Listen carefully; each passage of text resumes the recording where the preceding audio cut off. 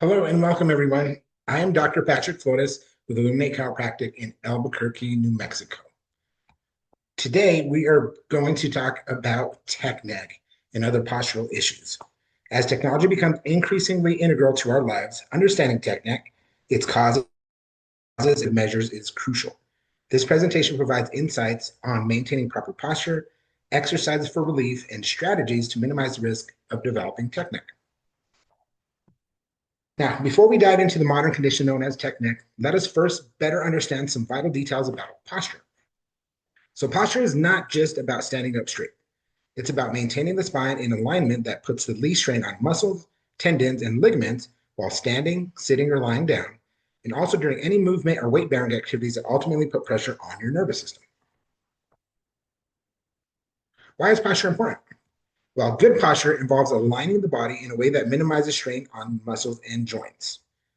Good posture ensures that our bones and joints are in correct alignment, which helps to decrease the abnormal wear of joint surfaces, reduces the stress on the ligaments holding the joints of spine together, and prevents the spine and extremities from becoming fixed in abnormal positions. It really all boils down to this. Proper posture involves keeping your spine and body in natural, neutral positions, not overly curved or slouched. Favorable alignment that is going to promote the optimal functioning of our nervous system, which is by far the most important system in the entire body. If the brain and body are connected and functioning at peak performance, every other system of the body will thrive as well. Again, why is posture important? Our about posture and why good posture is important and why bad posture is something that we want to get away from. First, poor posture puts extra stress on your spine, discomfort, or chronic pain. Good posture allows your lungs to fully expand, improving oxygen intake and energy levels. Posture supports joint health. Proper alignment reduces wear and tear on joints, lowering injuries. Good posture can boost confidence and mood. Standing or sitting tall can make you look more confident and may positively affect your mood and self-esteem. Digestion and circulation. Slouching can compress internal organs, affecting digestion and blood flow. It improves focus and productivity. Better posture can enhance mental alertness by improving oxygen and blood flow to the brain. And finally, it enhances nervous system function. Most importantly, proper posture facilitates optimal nerve function and communication between the brain and the rest of the body. This can enhance overall physical performance and function. Now, how is posture assessed? This one, you have to talk to your chiropractor about this. Your chiropractor is best suited to assess your posture by the alignment and positioning of the body in both static, non-moving, and dynamic states, moving states. Having your posture checked often by a skilled professional and using the most advanced technology is a must for people of all ages. Posture assessment helps identify imbalances, asymmetries, or potential areas of strain that might contribute to pain or injury. If the chiropractor has properly assessed for structural imbalances affecting your posture, you can go to work on correcting for those imbalances and misalignments, exercising your spine and body in ways to promote functional changes in your posture, and becoming educated on ways to avoid imbalances that have caused postural deviations in the first place. How posture declines. Um, Posture over time due to a combination of lifestyle habits, muscular imbalances, and age. More common factors in the decline of proper posture are the following: repetitive habits and poor ergonomics, sedentary lifestyle or occupations, sitting for long hours, especially in poor posture, that's the slouch shoulders, head forward posture, and postural muscles. Then there's also improper desk setups. Working at a desk that isn't ergonomically adjusted can encourage poor alignment. Muscle imbalances, weak core and glutes. These support the spine and pelvis. If the core and glutes are weak, the back and neck compensate. There's also tight chest and hip flexion shortens these muscles, contracting them, always pulling the body forward and tilting the pelvis. There's underactive back muscles. The upper back and scapular stabilizers will weaken over time with these imbalances, leading to rounded shoulders and hunching. Then we also have aging and structural changes. Disc degeneration. Natural wear and tear of spinal disc can reduce height and affect spinal alignment. Osteoporosis, bone weakening, especially in older adults, can lead to compression fractures and stoop posture. And finally, reduced flexibility and balance. Aging affects proprioception and joint mobility, making good posture harder to maintain. We have neurological and psychological factors, stress and fatigue. Tension often manifests physically as a hunched or guarded posture. Lack of body awareness. Many people aren't conscious of their posture until it causes pain or problems. And then there's depression and anxiety. Those two can be linked to a slouch or withdrawn body positions or posture. You often see that in patients who are very, very stressed. They're not sitting upright, they're very slouched, they're very down. You can see it in the posture as well. So that's a big one. And then finally, compensation patterns are big in posture decline. When one part of the body is weak or stiff, others start to overcompensate. Over time, this leads to further imbalances, making it harder to return to neutral posture. Now that we know a little bit about posture, the basics of posture, let's review in depth one of the most common factors, or disabilities as we should call it, affecting our posture in today's hectic, digitally driven world, and that is tech neck. Tech neck is a posture issue. It's a modern term for a posture issue that describes the neck and upper back pain, stiffness, and postural issue caused by frequently looking down at electronic devices like smartphones, tablets, and laptops for extended periods of time. In the past, tech neck would have been more classically referred to as anterior head carriage or anterior head posture, and this was a much less common problem, reserved mainly for the few people that had sedentary jobs. Back in the day, there weren't too many of those sedentary or tech-driven jobs. There's a lot of physical, more movement, more outside and doing physical work. And with those sedentary jobs or jobs that really strain the posture from repetitive or heavy tasks. Now that technology has taken over almost every aspect of our daily lives, people of all ages, and that's from toddlers all the way to elderly, are prone to heavier postural strain and are at risk of developing the serious condition that we now know as tech neck. So what causes tech neck? As we discussed, it's that consistent looking down at devices, but the main cause is poor posture, especially when you're bending the head forward to look at screens. You're also starting to slouch those shoulders and get into that very, very crunched forward posture. And then you're holding those positions for long durations of time. So again, the primary cause of tech neck is poor posture while using devices. Extended periods of looking down at screens combined with lack of ergonomic support. That's not having a good chair, that's having a lot of other factors that aren't suitable for good posture. Those kind of things exacerbate the condition. Other risk factors include age, lack of physical activity, and existing musculoskeletal conditions or issues that may worsen the impact of prolonged digital device use. Now, here is some food for thought. The average adult head weighs 10 to 12 pounds, but when tilted forward, even just a little bit, as you can see on this graph here, or this chart, at 15 degrees, a 15-degree angle forward, the effective weight of the head increases to more than double, to approximately 27 pounds. As you go forward, the weight increases, of course.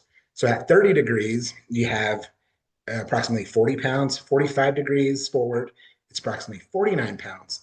And at 60 degrees forward, that goes to almost 6 times the average weight that the adult head should be perceived as weighing to the body.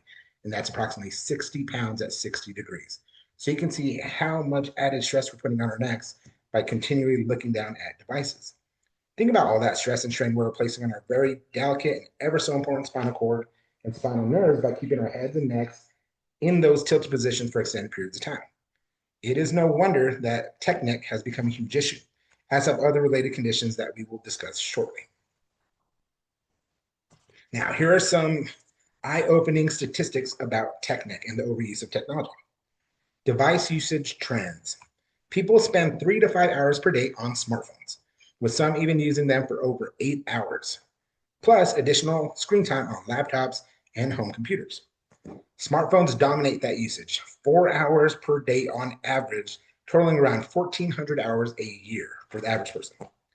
During the COVID-19 era, 62.7% of college students experienced neck pain tied to the increased online learning, and that was up from approximately 37% pre-pandemic. Prevalence of neck pain. Among office workers, smartphone overuse, that's 4 more years, increased the likelihood of neck sixfold, with an overall prevalence of 30.1%. In medical students, 31.7% had tech neck syndrome, linked to the multiple devices, inactivity, and prolonged sitting. University and home-based workers report neck back discomfort prevalences of 73% and 64.7%, respectively. Among smartphone users, 46% experienced neck disorders in the past year alone, with 62.6% exhibiting tech neck posture and 55.3% showing signs of phone addiction. During the pandemic, neck prevalence among students doubled, emphasizing the strain on prolonged remote study. Here's some risk factors and demographics. Women tend to experience more neck pain than men across devices and usage durations. Higher screen time, that's smartphone use greater than 6 hours per day, correlates with a 2 to 6 times higher risk of neck pain. Sedentary behavior, that's more than 6 hours of sitting per day, increases neck pain risk by nearly 88%, with phone use alone raising it to 82% versus 23% for computers. In a survey focusing on the US, 70% said their neck pain impaired daily activities, and 24% stopped exercising as a result.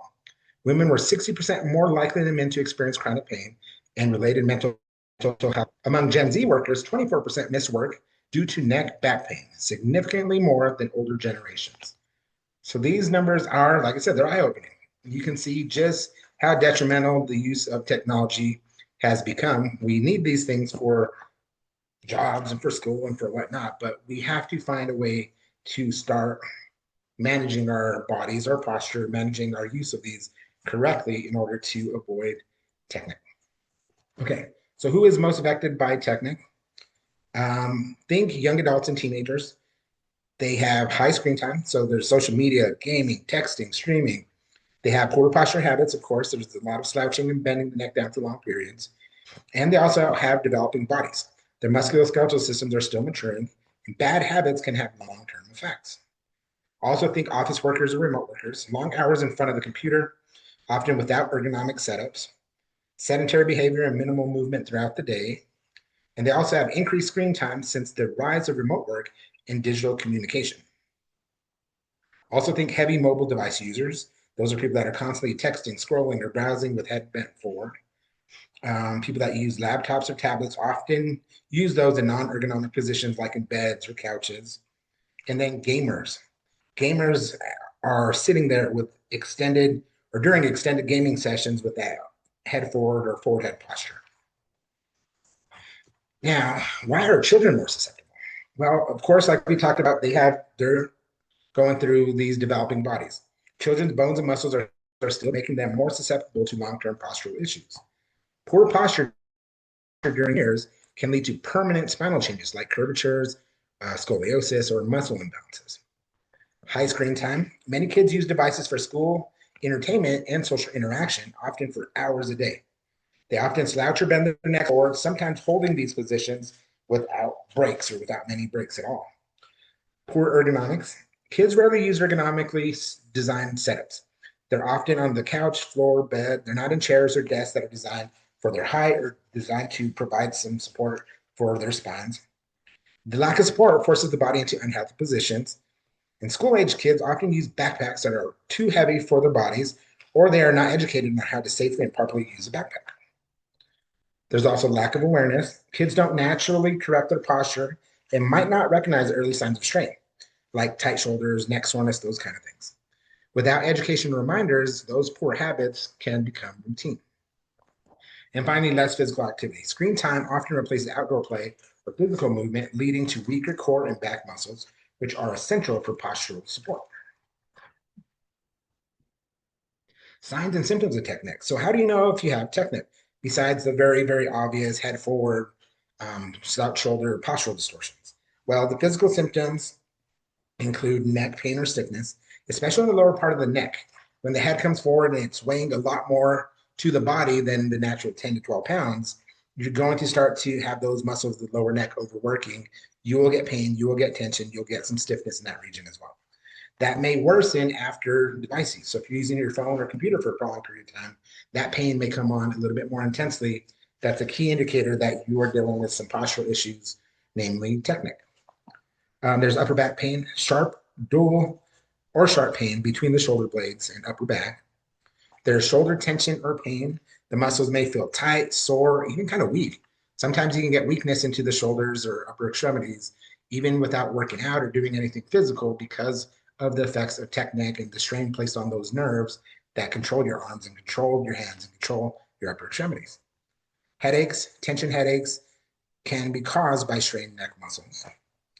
And of course, like we said, that very obvious, that forward head posture, the chin juts out, there's poor alignment of the spine, they have the slouched shoulders, that big hump in the upper back, and reduced range of motion, difficulty turning your head or looking up, down without discomfort. This one becomes really, really strained when the head comes forward. It's very difficult to have that full range of motion when you're rotating your head to either side, to the left or right. You'll notice this when you're driving, it doesn't feel like you have the normal range of motion to look both ways when you're at a stoplight. So there's a lot of safety things that come with forward head posture as well. Neurological symptoms, because the nerves, of course, are also affected.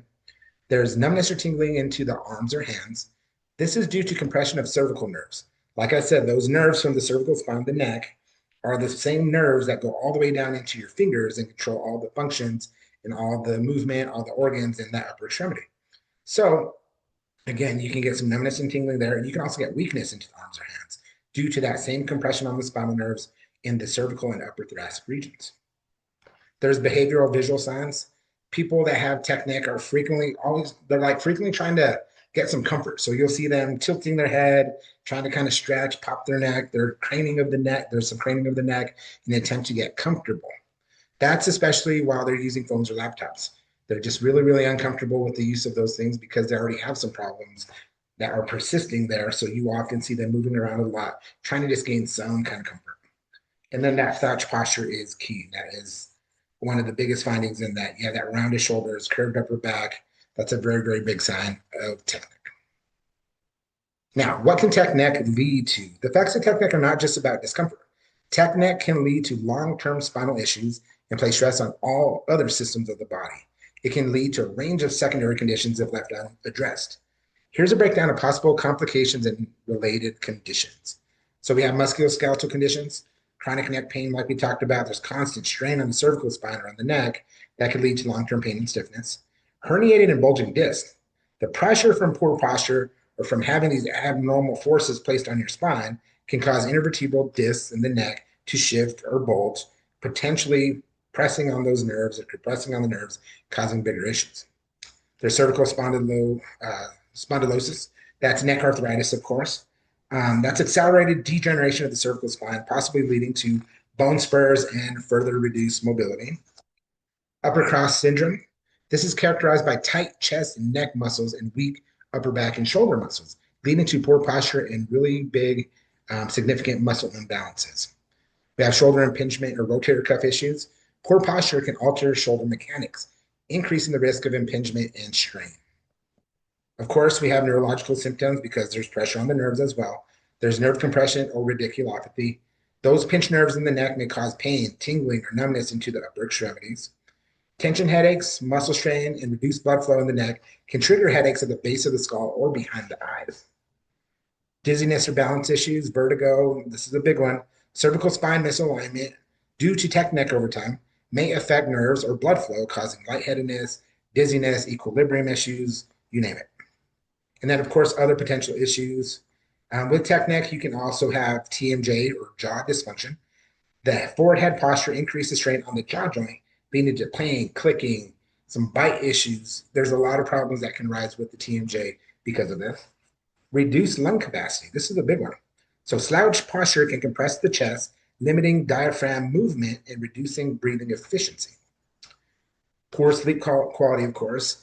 Neck or shoulder pain from poor posture can interfere with comfortable sleeping positions. There's early onset of postural kyphosis. Kyphosis is that big rounded curve of the mid back. Long-term slouching can contribute to an exaggerated curve of the upper spine, that hunchback appearance. And then finally, decreased cognitive function. This is a big one that most people don't think about. Studies suggest that poor posture, that's that head forward, slumped or slouched shoulders, that may reduce oxygenation or blood flow, which might impact mental clarity and focus. So that's big for people that do have these sedentary jobs, work with a computer, work with people. Yeah, if it's already affecting you comfort wise, it can also affect you cognitively. And this is really, really big and really detrimental to a lot of tasks that we need to be up to par on. So prevention and recovery strategies. Now that we know just how detrimental tech neck can be to our daily lives and health, it is crucial to address this condition and correct for changes that may have already occurred, prevent the condition from coming on or worsening, and maintain quality of life even while technology continues to dominate our days. One of the major considerations when attempting to correct for tech neck or prevent the condition is proper ergonomics in the workplace. Implementing ergonomic solutions is essential in preventing tech neck. Here are some office ergonomic tips. Use an adjustable chair to make sure feet stay flat on the ground, knees at 90 degrees, and the lumbar spine, that low back, needs to be well supported at all times to avoid slouching. Keep computer monitor or phone at eye level and maintain a comfortable distance from devices. Maintain a neutral spine, that's the ears aligned over the shoulders, shoulders over the hips. Use a laptop stand, external keyboard, mouse, all these different tech kind of things to help relieve strain on the body. Sit-stand desks are great to achieve a preferred sitting-standing ratio of 1 to 1. So if you can use your sit-stand station and sit half the time you're at work, stand half the time at your work, kind of vary your position throughout the day, that is optimal for good spinal health and function. Take frequent breaks and follow the 20-20-20 rule. This rule is pretty cool, and this is a very, very helpful tip. That's every 20 minutes, look at something 20 feet away from you for 20 seconds. And you want to kind of look at something that's above eye level. So look at something towards the top of the ceiling or something on the roof so that you extend that head back and you're looking up just a little bit. Nothing at the floor, that's not as helpful. But 20 feet or every 20 minutes, take a break to for 20 seconds, look at something that's 20 feet away from you. And then also set reminders to stand up, stretch, and walk every hour. If you could do it every 30 minutes, even better. But at least every hour, get up to stand up, stretch, move around, do some shoulder rolls, do some neck stretches, stay moving throughout your workday. Now, ergonomic solutions for sleep. Mattress. People always ask about a mattress. The most common or best one for spinal alignment on average is a medium firm mattress. Some people like really plush mattresses, some like really very, very firm mattresses. Medium firm tends to be the best for spinal alignment. Pillow. Your pillow should support the natural curve of your neck. The thickness depends on your sleep position. So for back sleepers, we absolutely recommend the neck nest pillow. There's a picture of it here in a person sleeping on that pillow. That's a great one, a great option for back sleepers because it really did that really favorable forward position that we would or put some pressure on the neck to maintain that forward curve of the neck. And that's what we would absolutely recommend for sleep. Sleeping on your back with the neck nest pillow. Side sleepers, the neck nest, or a pillow that's thick enough to keep the head neutral while you're on your side. For stomach sleepers, just don't sleep on your stomach. It's the worst position that you can sleep. If you're a stomach sleeper, get off your stomach. Try to get to your back or side. If you need some tips, we'd be glad to give you some tips to help you on that. Keep your head and neck and spine in neutral positions at all time to avoid twisting. And you also want to consider using a small pillow or rolled up towel, blanket, something under your knees for back sleepers, or keep a small pillow or rolled up blanket or something between the knees for side sleepers. Those two things will help to relieve pressure on your spine. Practice spinal hygiene exercise, spinal molding rolls. Those are things we recommend in our office all the time. There's chin tuck exercises against resistance. These are things that are set up in the spinal hygiene kit that you could also see in the bottom right corner of this photo here. Those are really good, helpful tools to start gaining a kind of routine for spinal hygiene every single day. It doesn't take a long time. There's a few minutes of your day, but these are very beneficial in helping to relieve a lot of stress and also to get some functional changes, start physically moving things to get away from tech neck. Before going to sleep, this will help to release tension from the day. It improves mobility and enhances your sleep. And then also perform spine hygiene again when waking up in the morning to help you wake your spine up. That improves your posture and it loosens up stiffness from the time that you're sleeping. This is a big consideration, this next one. Ergonomic solutions, tips for students, backpack safety. This is huge for young kids to start avoiding a lot of that postural stress that really adds. The biggest promoters of poor posture and technique in students is our backpack. It's important that we address this to ensure that our students are using their backpack safely and avoiding added stress and strain on the spine. So proper backpack use begins with the following. First, you have to choose the right backpack. Lightweight material, always think about that, but you want it to be durable as well. It needs padded shoulder straps to be wide and padded so that restrain. You want multiple compartments so you can distribute weight evenly or better.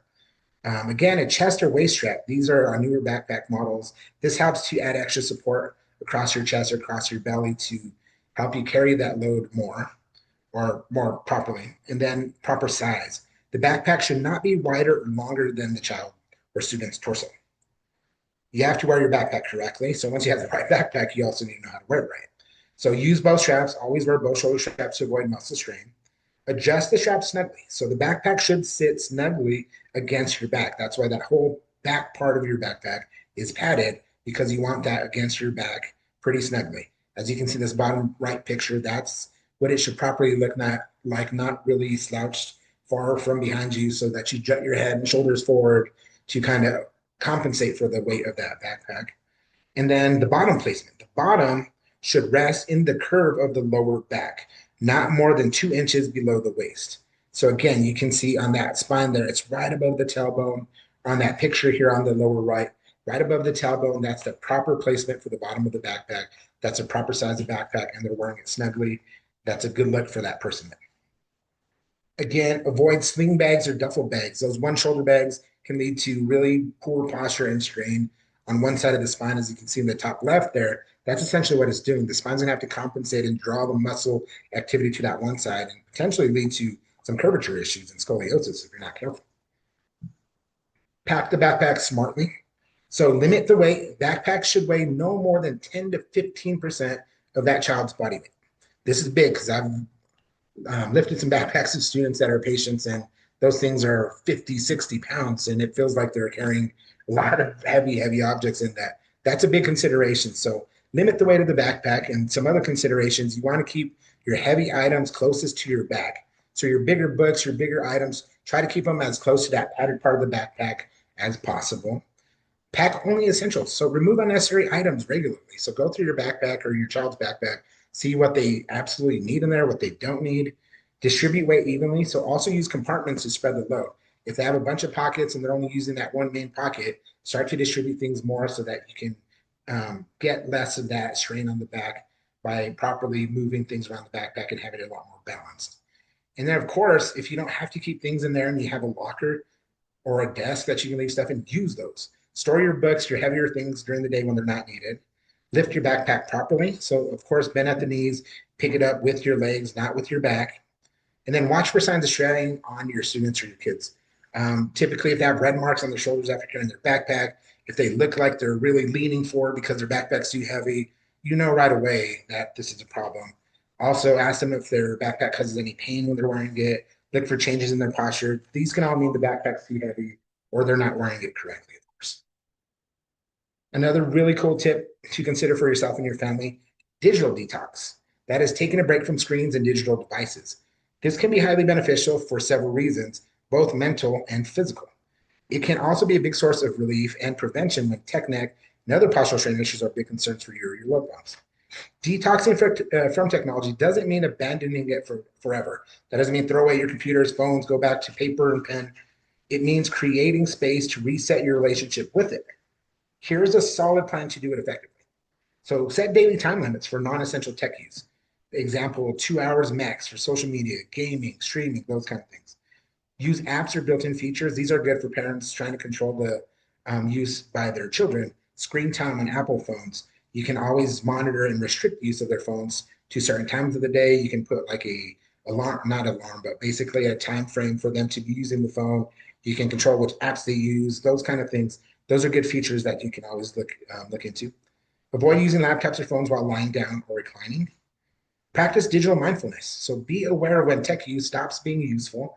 This you have to tell yourself, like when you're on something like, is this really needed or am I just passing time, just doing something dumb to kind of pass time, or just is this really needed? So you want to start thinking if it's useful or if it's just becoming mindless. And then of course, implement tech-free zones or times. So examples of this are no devices during meals. If you're having dinner, tell everybody put their phones up. No screens 1 hour before bed, computers, phones, put them away. Some people don't even use them in their bedrooms. That's a rule some people have, that no technology in the bedroom.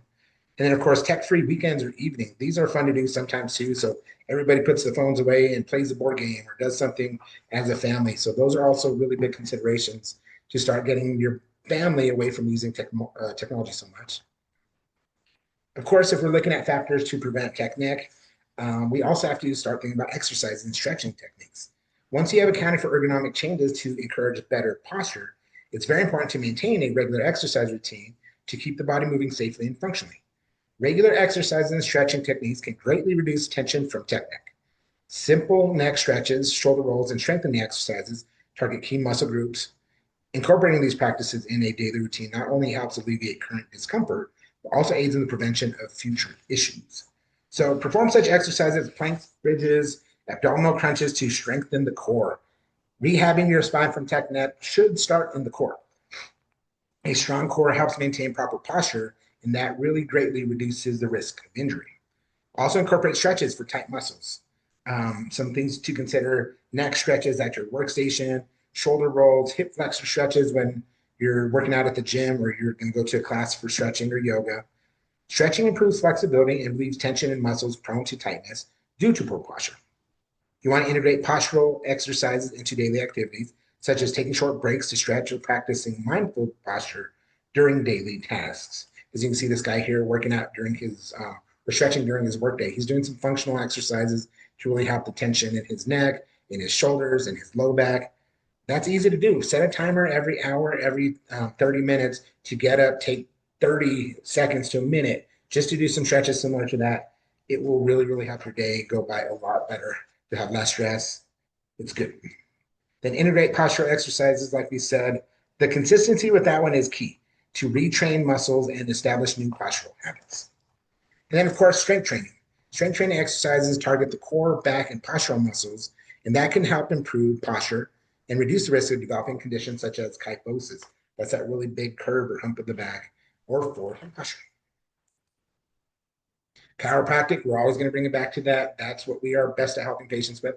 Of course, incorporating regular chiropractic adjustments and assessments into your health routine can help address any spinal misalignments or imbalances that may contribute to poor posture. Um, this is one of the best practices or strategies for families to prevent tech neck and ensure that the nervous system is working at tip top shape. That is, get all of your family members assessed and adjusted on a regular basis. Incorporating regular chiropractic care into your health routine can help address any spinal misalignments and imbalances like we talked about. So get them in early, start them young. If tech neck or these postural issues, because they're always on technology, are big concerns for you, get them assessed at least. See if that's something that we think is going to become a factor for them. That's the best step, is just get them in the office, get that assessment done, see what we can do, what we can recommend for them. And we'd love to give you guys some more constructive tips to help get you and your family members away from these postural issues that can become really, really big issues. All right, and there we have it, folks. Managing and preventing tech neck involves a multifaceted approach that includes ergonomic adjustments, regular exercises, and conscious efforts to maintain good posture. By understanding the condition and implementing these strategies, we can all enhance our well-being in today's technology-driven environment. So thank you all for spending some of your precious time with me today. I really hope that you all learned something valuable or some valuable information that or about technique and posture that you can all take home to your loved ones, and you're all well on your way to helping prevent some of the postural issues that we have discussed today. Because I really appreciate you spending some of your time with me today and tune in for this workshop, I have a gift for you. If you have never had your spine assessed by a chiropractor, or you have a loved one in mind that you know would benefit from our care, I'll give you a voucher in my office to get started on the path to a healthier spine and nervous system. Just mention that you tune into our Technic workshop, and I'll be glad to provide that voucher to you at the next time you're in the office to make things happen. So thank you again, and I look forward to seeing you all in my office soon.